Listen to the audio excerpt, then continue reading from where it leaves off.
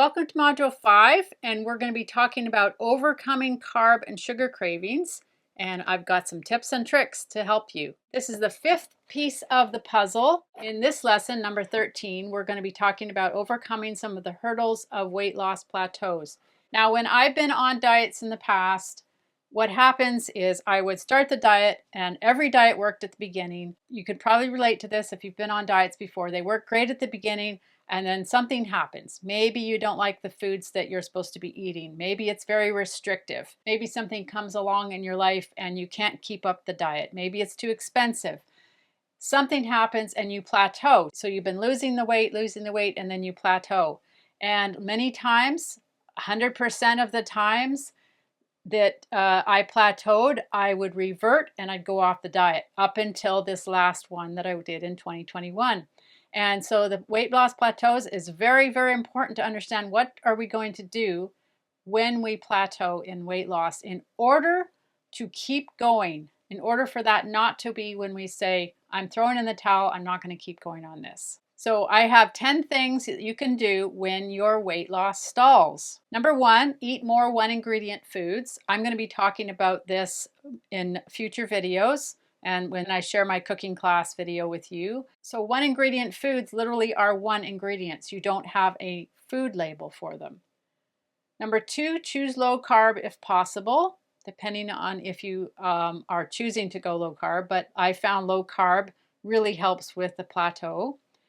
Number 3 is use the 2-bite rule for desserts. I'm going to be talking about that in lesson 22. Number 4, try food logging again for 3 days, what we talked about before. These are all things to help with the plateau. So bring back the food logging. Maybe you did it for those three days and then another 3 days. Maybe you did it for a week or two.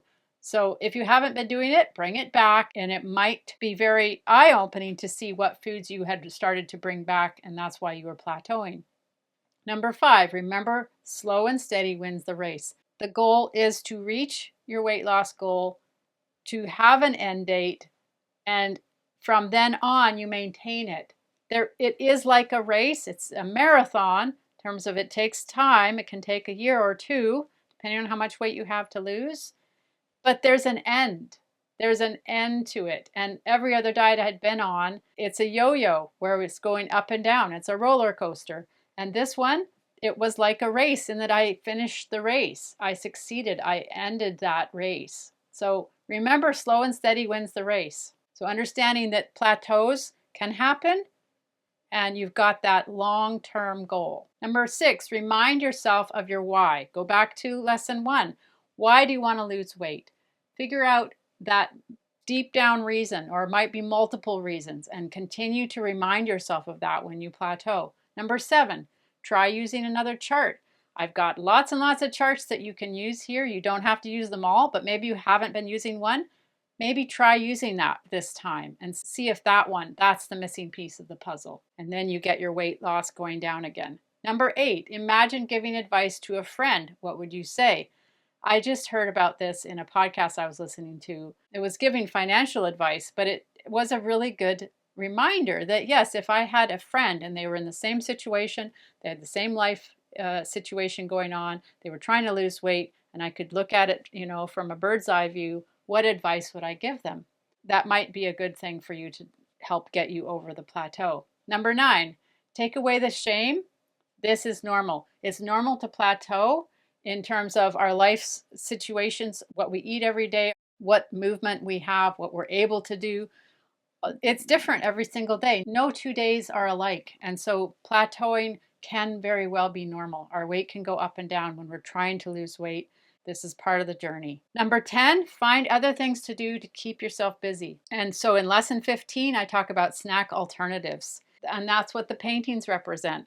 So I'm not much of a painter. I didn't learn to paint a lot until I was, into high school. I didn't know I could do anything other than crafts and sewing and cooking. I'm not as good as my 3 kids. My 3 kids are amazing painters. This one I just got out some masking tape and taped it and then painted some lines. This was during COVID when I was trying to find things to do. And this one here I painted with my daughter. We were doing liquid pouring, where you get paint that's quite runny and then you pour it on the canvas and you move it around. And this one we were doing in a friend's garage, and we also did one that was, I think, 6 feet long.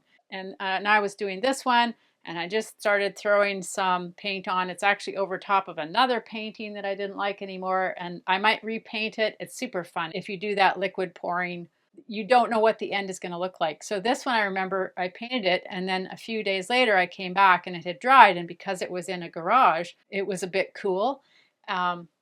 And so the temperature might have affected how it turned out. It was fun. It was fun to do.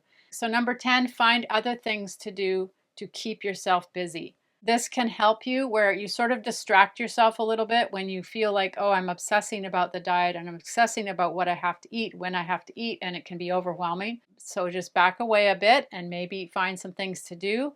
And in general with the diet, not specifically just with snacks, but to back away and just say, okay, what can I do to take my mind off of this a bit and trust the process and trust that I will get back on to the trajectory of losing the weight again. So these are 10 things that you could do to help if you hit a weight loss plateau.